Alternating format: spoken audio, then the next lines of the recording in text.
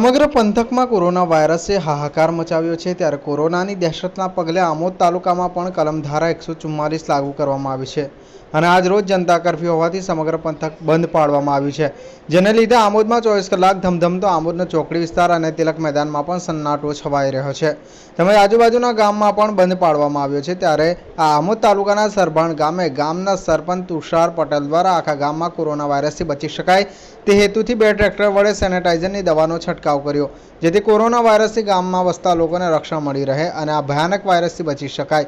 દવાનો સ્પ્રે ગામના આવેલ ધાર્મિક સ્થળોથી માંડી આદિવાસી વિસ્તાર સુધી દરેક જગ્યા ઉપર કરવામાં આવ્યો હતો।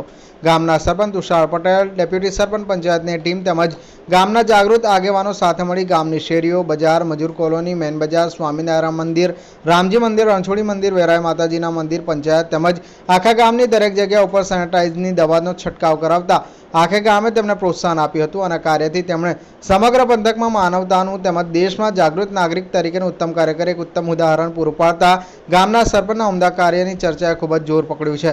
ગામના સરપંચ તેમજ તેમની ટીમ દવાનો છંટકાવ કરી રહી છે તે સમગ્ર ઘટના કેમેરામાં કંડારાઈ જવા પામી હતી, જે નજરે ચડે છે। હું ભરૂચ જિલ્લા આમોદ તાલુકામાં સરભાણ ગામનો પટેલ ગૌરાંગકુમાર દિનેશભાઈ રહેવાસી છું।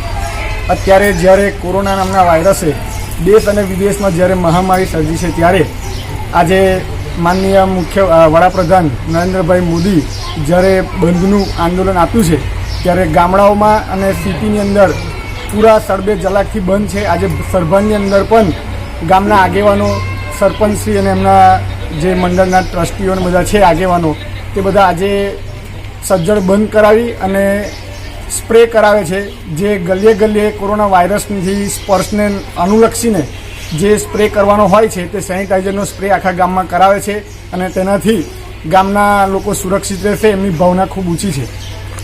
તો આ તમારા જે સરપંચ ગામમાં આપણે જે દવાનો છંટકાવ કરવામાં આવે છે એ કોના હેઠળ અને કોના કહેવા પ્રમાણે થાય છે?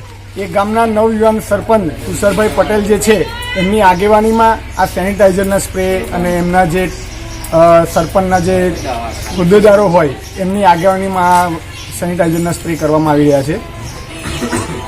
અને આ સેનિટાઈઝરના સ્પ્રે જે થાય છે એ તમે આખા ગામમાં કે પછી ગામના અમુક જે સ્થળો છે તેના ઉપર તમે સ્પ્રે કર્યો?